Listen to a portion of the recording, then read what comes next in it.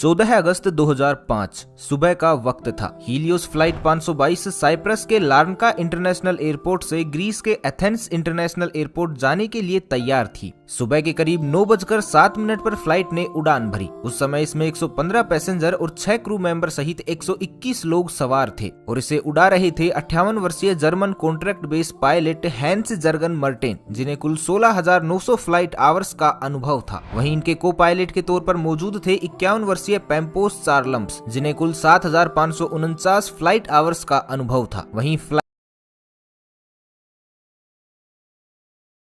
Flight attendant के तौर पर एंड्रियास प्रोड्रोमो कमान संभाल रहे थे। उड़ान भरने के 5 मिनट बाद यानी 9:12 पर प्लेन 12,040 फीट की ऊंचाई पर पहुंच गया और इस ऊंचाई पर पहुंचने के बाद ही अचानक प्लेन में एक अलार्म बजने लगता है। जब इस अलार्म की जांच की गई तो पता चला कि ये take off configuration warning alarm था, जिसे देखने के बाद दोनों पायलट हैरान हो गए। और वो इसलिए क्योंकि take off configuration warning alarm तब बजता है जब प्लेन ग्राउंड पर होता है और उड़ान भरने के लिए तैयार नहीं होता। ऐसे में 12,000 फीट की ऊंचाई पर इस अलार्म के बजने का मतलब दोनों पायलट को समझ ही नहीं आ रहा था। स्थिति की गंभीरता को भांपते हुए उन्होंने एटीसी यानी एयर ट्रैफिक कंट्रोल से संपर्क साधना ही उचित समझा। फिर उन्होंने तुरंत ही एटीसी से संपर्क कर उन्हें बताया कि उनके विमान का take off configuration warning alarm बज रहा है। पायलट एटीसी को ये सब बता ही रहे थे कि इतनी ही देर में प्लेन के कॉकपिट में मौजूद कंट्रोल पैनल पर कई सारे अलार्म एक साथ बजने शुरू हो गए और इन अलार्म्स की आवाज के कारण पायलट्स की आवाज एटीसी तक पहुंचना भी बंद हो गई। साथ ही प्लेन का मास्टर क्वेश्चन अलार्म भी बजने लगा था, जिसका मतलब था कि प्लेन के कई सारे सिस्टम एक साथ ओवरहीट हो चुके हैं। दोनों ही पायलट्स की दिक्कतें अब बढ़ने लगी थी। उन्हें कुछ समझ नहीं आ रहा था कि अचानक ये सब क्या हो रहा है। इधर ये सब देखकर प्लेन में अफरा तफरी का माहौल बन गया। क्रू मेंबर लगातार यात्रियों को शांत कर रहे थे। सभी पैसेंजर्स को सांस लेने में काफी ज्यादा दिक्कत आ रही थी, इसलिए उनके ऑक्सीजन मास्क अपने आप ही नीचे आ गए। दरअसल जब प्लेन में ऑक्सीजन का लेवल कम होता है तो ऑक्सीजन मास्क अपने आप ही नीचे आ जाते हैं। इस दौरान प्लेन लगभग 18,000 फीट की ऊंचाई पर था। पायलट बार बार एटीसी से संपर्क कर उन्हें अपनी समस्या बताने का प्रयास कर रहे थे, लेकिन उनकी बात एटीसी तक पहुंच ही नहीं पा रही थी और कुछ ही देर में प्लेन का एटीसी से कनेक्शन भी पूरी तरह टूट गया। इसके बाद भी एटीसी ने बार बार फ्लाइट से संपर्क साधने की कोशिश की, लेकिन उन्हें कोई उत्तर नहीं मिला। प्लेन अब लगातार ऊपर की ओर बढ़ता जा रहा था। आमतौर पर इस रूट पर फ्लाइट को लगभग 1 घंटे और 45 मिनट का समय लगता है, यानी करीब 10:45 पर इस प्लेन को एथेंस एयरपोर्ट पर पहुंचना था। 9:23 पर प्लेन 34,000 फीट की ऊंचाई पर पहुंच चुका था। इसके बाद 9:37 पर यह विमान एथेंस के फ्लाइट इंफॉर्मेशन रीजन में पहुंच गया। 10:12 से 10:50 तक एथेंस एटीसी यानी एथेंस एयर ट्रैफिक कंट्रोल की टीम रेडियो कॉल्स के जरिए इस प्लेन से संपर्क साधने की कोशिश करती रही, लेकिन उन्हें कोई जवाब नहीं मिला। अब 10:45 हो चुके थे और इस समय प्लेन को एथेंस इंटरनेशनल एयरपोर्ट पर लैंड करना था, लेकिन प्लेन का अभी तक कुछ अता पता नहीं था। कुछ अनहोनी की आशंका के चलते ग्रीस अधिकारियों ने तुरंत ही अपने 2 सबसे बढ़िया F-16 फाइटर जेट को इस विमान को ढूंढने के लिए भेजा। कुछ ही देर में इन फाइटर जेट्स ने हीलियोस फ्लाइट 522 को ढूंढ लिया। इनमें से एक फाइटर जेट उड़ते उड़ते इस विमान के बहुत करीब आ गया था, ये देखने के लिए कि अंदर आखिर चल क्या रहा है। तो इस फाइटर जेट पायलट ने देखा कि प्लेन के अंदर को पायलट की सीट पर कोई बैठा हुआ है। वहीं मेन पायलट अपनी सीट पर सिर नीचे करके बेसुध हालत में पड़ा हुआ है। फिर ये फाइटर जेट पीछे गया और अब इसने पीछे वाली खिड़की से प्लेन के अंदर के हालात का जायजा लिया। लेकिन फाइटर जेट के पायलट के लिए हैरानी की बात तो ये थी कि अपने बराबर में 2 फाइटर जेट्स के उड़ने के बावजूद किसी भी पैसेंजर्स ने मुड़कर उनकी तरफ नहीं देखा। किसी भी पैसेंजर की तरफ से उन्हें कोई भी रिएक्शन नहीं मिला। तभी लगभग 11:49 पर फाइटर जेट्स के पायलट्स ने देखा कि एक शख्स प्लेन के कैबिन से होकर कॉकपिट की तरफ जा रहा है। कुछ ही सेकंड्स में ये शख्स प्लेन की पायलट सीट पर बैठा हुआ दिखाई दिया। कॉकपिट में बैठे इस शख्स को देखकर फाइटर जेट्स के पायलट ने इसे इशारा कर स्थिति के बारे में जानना चाहा। ये शख्स भी उन फाइटर जेट्स के पायलट्स को कुछ बताना चाह रहा था, लेकिन वो कुछ बोल ही नहीं पाया। तभी लगभग 1 मिनट बाद 11:50 पर प्लेन के लेफ्ट इंजन ने काम करना बंद कर दिया और प्लेन लेफ्ट साइड से झुककर तेजी से नीचे की ओर गिरने लगा। पायलट सीट पर बैठा वो शख्स इसे कंट्रोल करने की कोशिश तो कर रहा था, लेकिन वो इसे कंट्रोल कर ही नहीं पा रहा था। ठीक 12 बजे प्लेन के राइट इंजन ने भी काम करना बंद कर दिया। प्लेन का कंट्रोल अब पूरी तरह से खो चुका था। 12:04 पर प्लेन एथेंस से लगभग 40 किलोमीटर दूर ग्रामेटिको की पहाड़ियों में जाकर क्रैश हो गया और इसके क्रैश होने के साथ ही इसमें सवार क्रू मेंबर समेत सभी 121 लोगों की मौत हो गई। दोस्तों, एक बार महसूस कीजिए उस पल को जब 121 यात्रियों से भरा ये प्लेन जब पहाड़ से टकराया होगा तो क्या गुजरी होगी उन फाइटर जेट्स के पायलट पर, जिन्होंने इन लोगों को अपनी आंखों के सामने जाते हुए देखा होगा और वो इनके लिए कुछ भी नहीं कर पाए होंगे।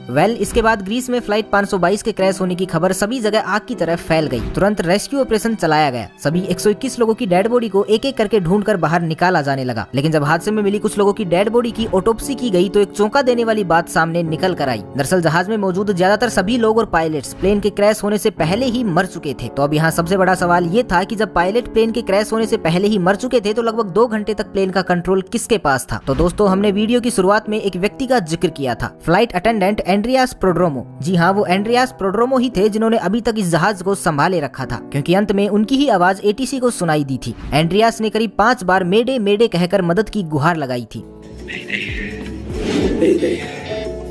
Flight 5.